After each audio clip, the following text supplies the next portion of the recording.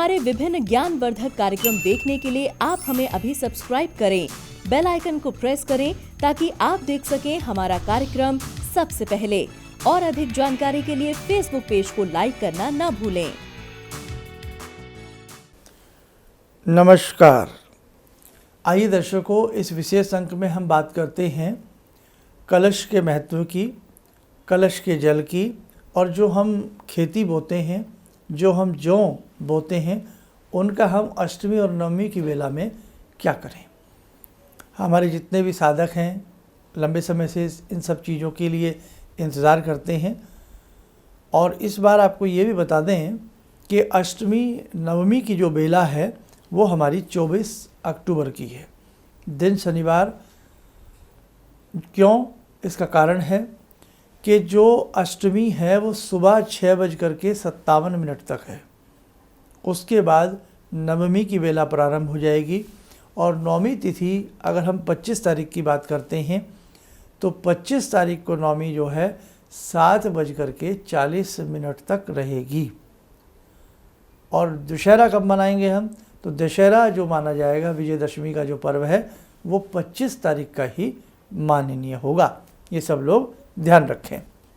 अब जो अष्टमी करते हैं या नवमी करते हैं तो मेरे हिसाब से आप 24 तारीख को ही ये सब कर सकते हैं। किसी तरह की कोई इसमें संदेह नहीं है और कोई आपको ऐसी दिमाग में कोई बात भ्रम वाली ना लाए।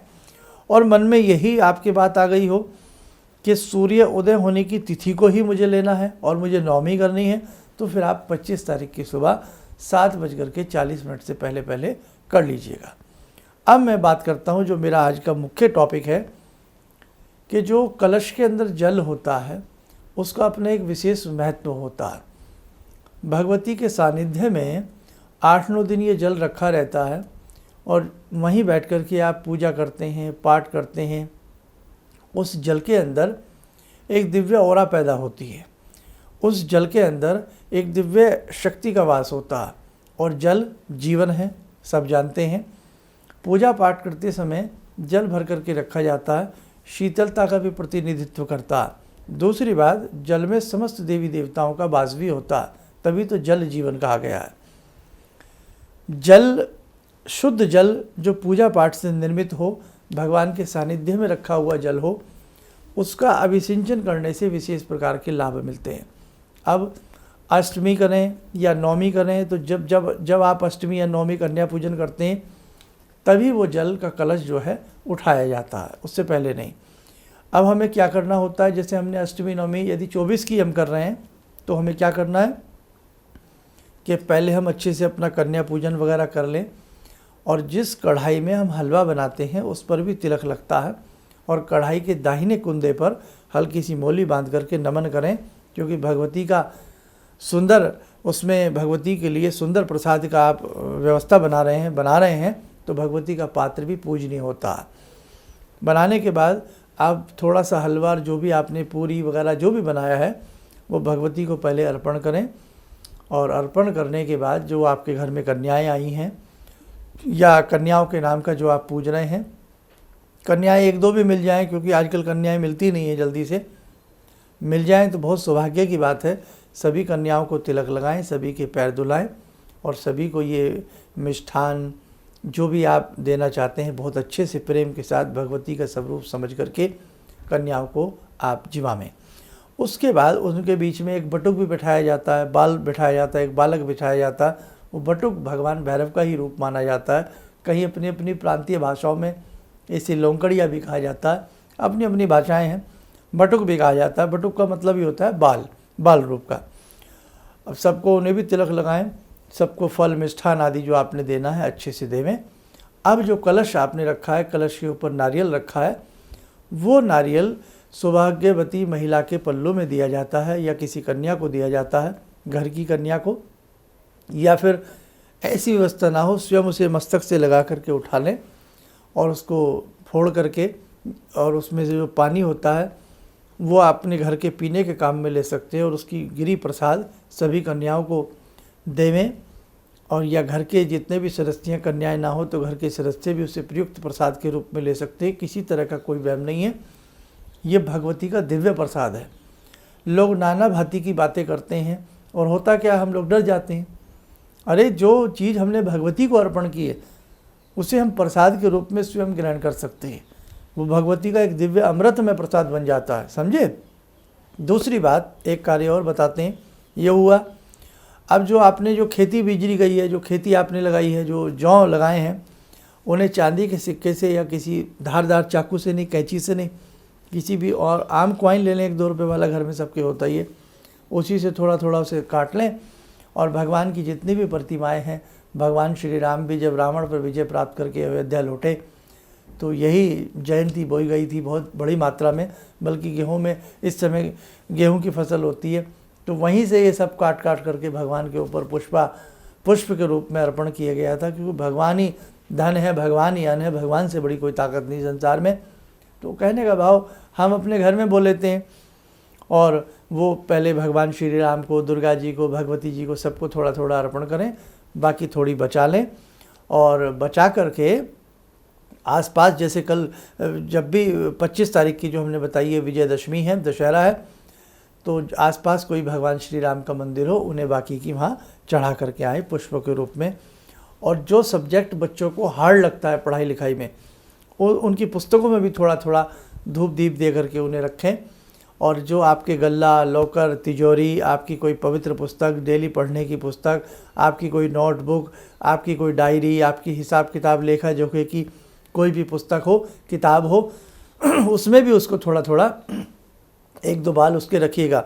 और बाकी जो घर में दशहरा पूजते हैं, जो आप घर में वो गोबर से रावण वगैरह बनाते हैं, उसमें भी थोड़ी थोड़ी वो बालें लगाई जाती हैं। बाकी देखो भाई, आपकी जैसी अपनी परंपराएं हो, परिपाटी हो, उसको ध्येय में रखते हुए आप उस हिसाब से अपना ये करिएगा। दूसरी बात, खास बात, अगर उसमें कोई दूध रंग की बाल निकल जाती है, सफ़ेद, बिल्कुल नीचे से ऊपर तक सफ़ेद, अब नीचे नीचे सफ़ेद नहीं देखना, वो तो ज़्यादा पानी देने के कारण भी हो जाता है, नीचे से ऊपर तक बिल्कुल वाइट कलर का, जैसा दूध का रंग होता है, ऐसी 1-2 बालें निकल आए। इस खेती को हम एक भाषा में, सुंदर भाषा में, संस्कृत में जयंती भी कहते हैं।